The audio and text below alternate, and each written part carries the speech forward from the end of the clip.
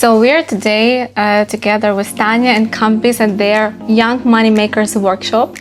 Super cool initiative for kids to develop this entrepreneurial thinking, to learn some skills, how to build a business plan, how to conceptualize the idea, and how to even monetize it. So guys, tell more about it. Like, what inspired you for this initiative, and how you then bring it to life with so many kids and so many interactions with them.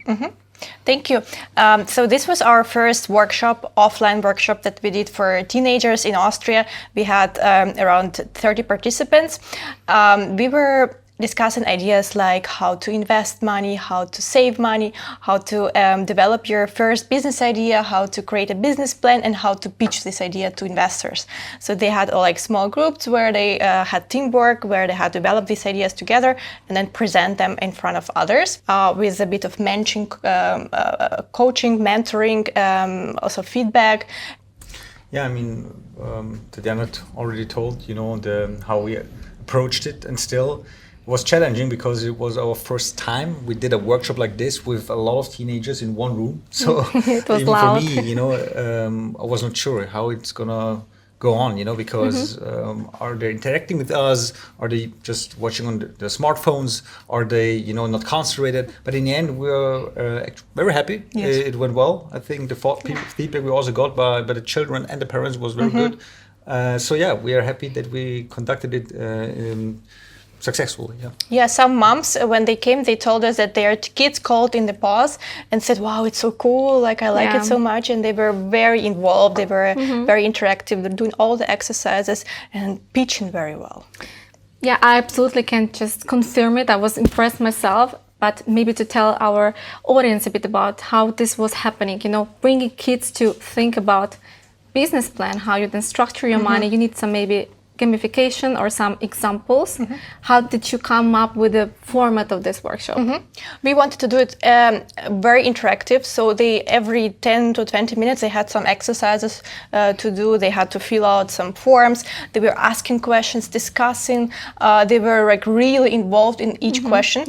And in the end, they had challenges where they had to make these business plans in group. They had to create an idea, like some product or service, and create a pitch deck for them, and choose some people who would present this project. So, and there were two mentors, like real startup mentors who founded companies themselves, and they were giving kids examples how did they do this startup happen, and then they were also supporting kids with their ideas. So all in all, it was a combination of theory and practice. So you need to actually show them the theoretical backbone of it, the ground basis, so that they understand what kind of models they can use or frameworks to, for instance, create an idea. But we wanted to combine it with a practical approach. That's why we invited them, because that's another kind of experience, and it worked.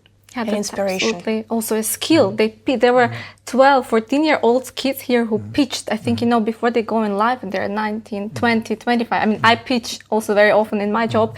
And to learn the skill here, when there were parents standing, we were standing, it's such a cool training. And you see kids who do this, like more shy, who already know this. It was really amazing. There's something to learn from. And maybe also to ask you, how do you see this, like, this age, 12 to 14, you give them this message, guys, start now.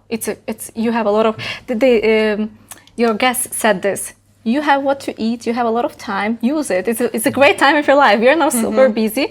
Now you have this free time. So this kind of a philosophy that you also give them, that they develop this thinking early. But what do you think is the right age, or how do you see this all, like, from kids you interact with? There is no right age, I think, and the earlier start is better, because we've read a lot of researchers that show that kids already have their first financial habits until the age of 7.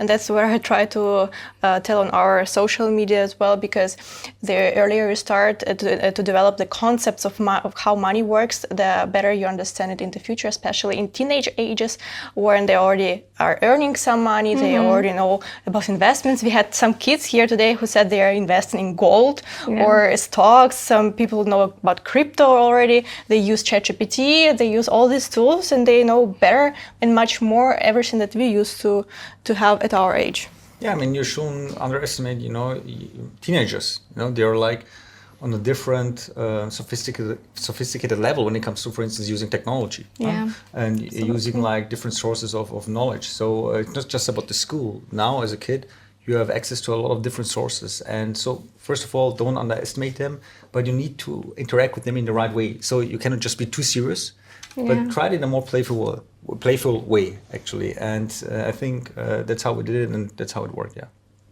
And you're guys also parents. You also have a kid. He's 15 months old, if I'm not mistaken. 16, 16 already. We talked like 3 weeks ago. Because here you do this, it's one time, it's a series of workshops, and you are going to have this finance lab for kids, right? But still, do you agree that this is also a topic that grows up at home? So kids learn from example, yeah? Definitely. What is your philosophy or strategy around this? What do you plan as a couple already, maybe? How will you grow up such a young investor who expects already a startup at 7, at 8? Like, what's your approach to this, to your own child, so to say? I mean, we don't want to force our son to go into a specific direction in the way of like, do this and only this. But we want to give him instruments so that he understands how to try out things in life, how to use them, and then find for his own himself like the right path to do it. For sure, you know, he can become an entrepreneur, a startup founder. That would be great. However, I think it's more about being entrepreneurial and thinking in an entrepreneurial way. Whether you are like having your own company or you work somewhere in a big organization. And in the end, you know, kids and teenagers, they observe. They observe their parents. Usually they're the role models. And they do look at what they do, and then they try to imitate it and copy it. So we try to do the same. We know, we are aware that whatever we do, that's something our son at one point will imitate and copy. We discuss about, you know, financial situations, about investing, about saving, about investing in this kind of asset class and so on. And that's also one way we believe that he will learn. Yeah, he was already this year with us when we were buying an apartment as investment, and he was with us during the deal when we were signing the contract. He didn't understand anything, of course, but I think the kids learn the best by copying and by seeing. So we will take him with us wherever we go and whatever we do. And as parents, what we do now, because he's just very little, we invest some money for him, for his future. Yeah. So when he was born, we started like investing some money in ETFs, funds, and stuff like that. So this money will pass to him in the future, of course. We wish we had this when we were teenagers and kids. We will show Tanya's. I have a picture from one of her workshops of my son's financial profile. This is very cool. We'll talk about this also in interview more. And yes, that's true. I think this important aspect that we address in that sense, parents also who do not force certain direction, but give instruments, yeah? And I'm sure, like, maybe to introduce here a bit more, Kambis, you work at Austrian Economic Chamber. Exactly. WKO, for those who are from Austria, our audience. And you are there, like, a head of startup department, so you see a lot happening. Like, you see the market, how it changes, and you see a lot of maybe, like, your friend, young talents. Can you maybe elaborate a bit on this? Tell us a bit about, like, what are these personalities, what backgrounds they have, how do they come up with this mindset of thinking, and what instruments, how to get this access to this instrument at the right time for them? Sure. Some developments that are happening at the moment. First of all, we see just in numbers more and more younger founders below the age of 20, for instance. There are like as many young founders as never before in Austria. So they become younger. On the other hand, we also see more and more older founders, so above 50 years of age. Also very interesting, both directions. Then we see a lot of people not just doing it primarily, you know, setting up their own business, but doing it as a side business as well. Because think about the rise of AI. You can use it to build products and even scale. So they build 1, 2, 3 different products with AI as side businesses as well. And also something very positive, what we can see is that the younger they are, the more automatically they think about how to implement sustainability, SDGs, the Sustainable Development Goals, within the business model and product already. Just automatically, not just by force, you know, or try, you know, to learn it. They already have it in them. Can make them it work for them. For them, it's it's like totally standard. When I set up a business, I need to create impact. either economically, ecologically, or social, or best of it, all three of them. That's the things we see, and we shouldn't underestimate our young children, our young teenagers. I just want to repeat it again. There's so much potential. You just need to show them what kind of opportunities they have, give them the right instrument, and then make use of it. Yeah, absolutely. We've seen it today, about the possibilities where to get investment, how to set up a company when you're 13. These are all things where they also need help from parents or from education perspectives. Like workshop like this, I think it's very helpful for all kind of audience. And yeah, the younger you start. And we give tools not only to kids, but also to their parents. So we make some guides, educational videos of how parents can also give these ideas to their kids at home. Yeah, I think that was what we discussed, that it's not only about one time today learning, but how you keep it sustainable, because you have to have these examples, or you will be the first example in the family of this. And a bit asking about, again, the mindset of these kids. As you said, actually they're very creative, but what do you think is behind this? You see the kids, you see their backgrounds, and you guys have also, we have a very international background. Do you think it also plays a bit of a role, like how many languages you speak, how open-minded kind of you are, what you take from your parents? What's your opinion on this? I think that the best examples of entrepreneurs are the ones who have backgrounds from different cultures, from different languages, from parents who come from different countries. Because if you look, for example, at the US, why there are so many entrepreneurs, historically. There are a lot of other places, but this is one example. It's very multicultural, multinational, many languages, and people come there from different backgrounds. They do combine their skills to create companies, and once you have this mix in the company, it's becoming more successful. Like male, female, different races, different languages. I think this is the number one the reason what leads the startup to a success. This diversity, diversity from different perspectives. Yeah. Second, it's how you raise up your children. That's it. So under which circumstances are you being raised up? If you're, for instance, parents or entrepreneurs, startup founders, whatever, there's a high chance you also will go this direction. But not just because they are entrepreneurs themselves, but also how much openly do you talk about, being entrepreneur, try out new things in your life and so on. So it's a lot about how you educate and raise up your children. It's very important. This can also relate to the culture, because some cultures have different approaches to it. But it's also very important. And in the end, be aware you don't always have to be the one with the idea. So you can also just, find the right people to work on an idea together, or maybe invest into their idea and become part of the founding team. That's also one way. So it's not just the one who pitches or has the idea or is very extrovert, A good team combines all these different personalities, but with the same vision. And you can find these kind of people if you just look. Maybe you tell us a bit of your story. I heard also your partial. This is because, as you said, either you have a background, it's cool to have someone on this scene, in this arena, so to say, who knows instruments, Förderung, I don't know how to say this properly in English. Grants, yes, this kind of stuff, and you kind of have just access to information. Still, if you need information, you will find a way to access it, But tell just maybe your personal story. How did you come up with this idea? How you found your partner? Because it was, I understood more about also going and seeking for this information, right? Exactly. So I had 7 companies I co-founded and scaled up. And none of the companies was born out of my idea. So I was not the one who did the idea. But people, I met people, they had a good idea. I actually also look at the personality and the ambitions behind the person, and then joined them, And the first company was similar, I was graduating from university. I found the right potential co-founders with the right idea. They were already on the market to some extent, and I joined them because I believed in why they do what they do. But it's not just believe, but it's also about implementation. So in the end, if you're an entrepreneur, it's more about how you implement as well, and how much are you behind it, how persistent are you. And that's my story. And now I help others, to do the same. They have an idea, they come to me. I try to help them, to support them, to guide them.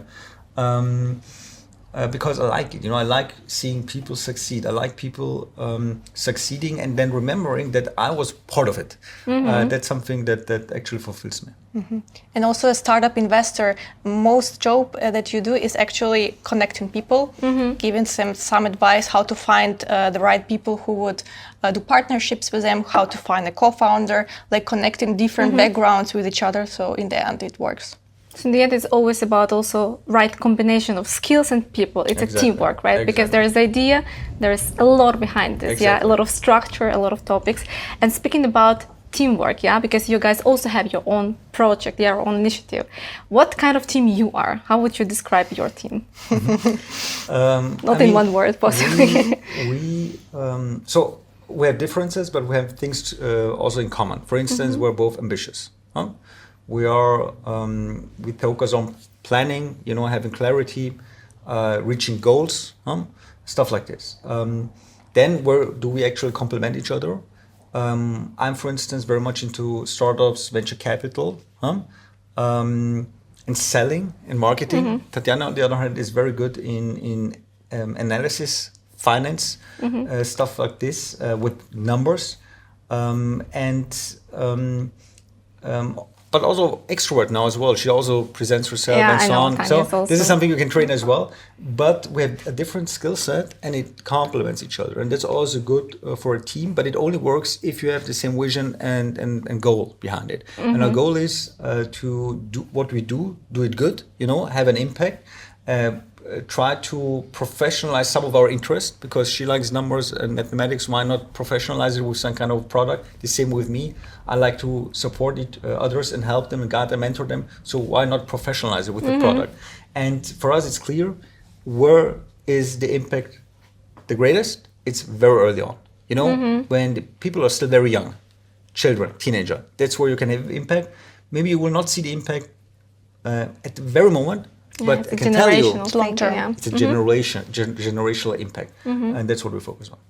That's very great. And Tanya, how would you define your team, like from perspective how you organize the work? Kambis described it the best, but I also would add that we try to challenge each other.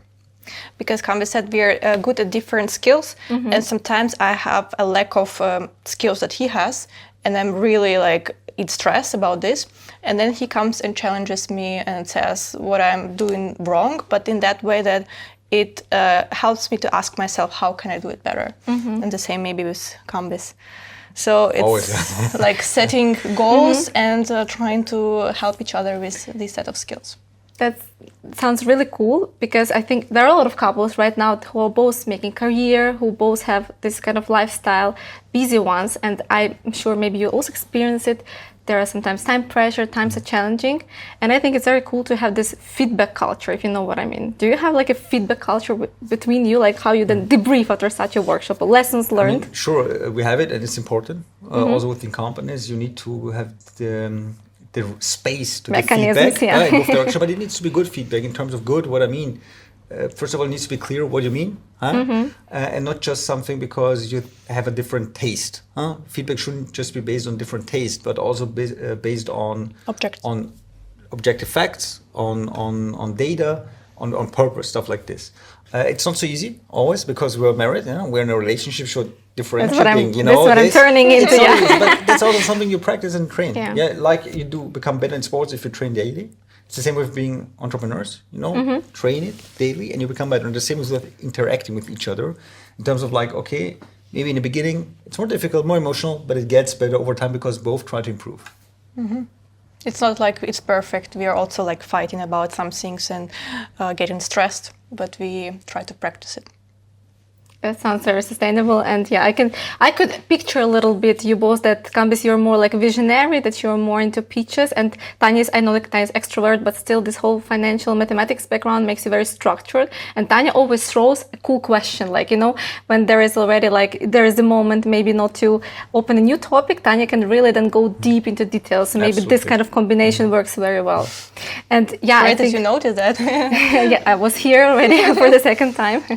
But that's really amazing. I think it's very cool to find this kind of partner. Can be your family, can be your friends, but the one you can really work with, because I think you spend a lot of time then together on projects, and you need to have this process that are at least sustainable. We all understand there is pressure and for sure people fight, but in the sense of like then you come with something cool, yeah, like you with your initiative. I think it's just the beginning. I'm sure we'll see a lot, and there are also Instagram channel, at least there are a platform to join, to watch videos, to show videos to your kids. I think you guys really work on mindset of people, of this attitude to money. What I like, I'm watching this also. I've subscribed to Tetyana since, I don't know what, 10 years, I think where it started.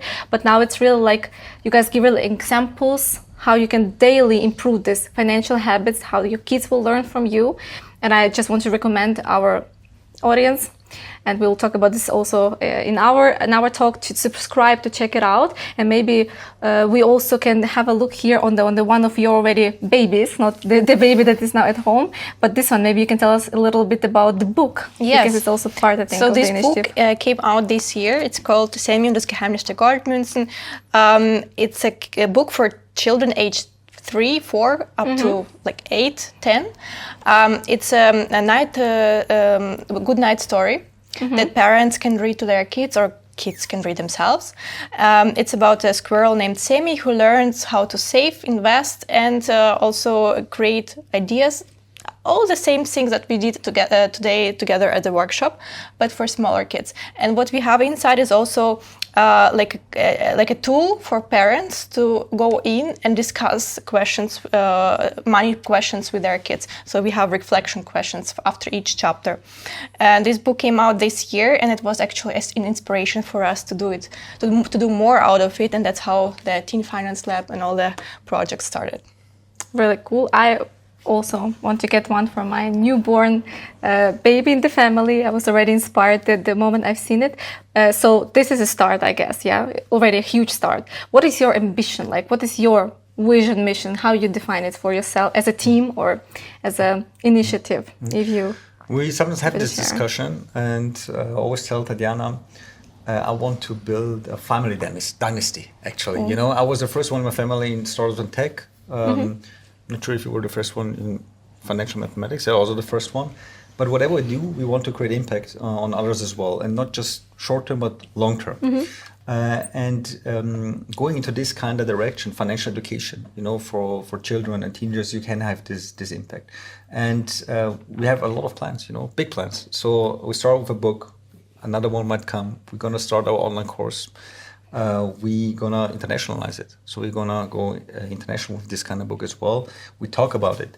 And in the end, it's about to bring more young people very early on into this path of thinking more in terms of entrepreneurship, but also, you know, being more financially literate. And responsible. And then in the end, have a society where more people have this kind of skill set, you know, very early on. Yeah. Because of this, we believe the impact in the future will be much, much bigger, and we will have better societies.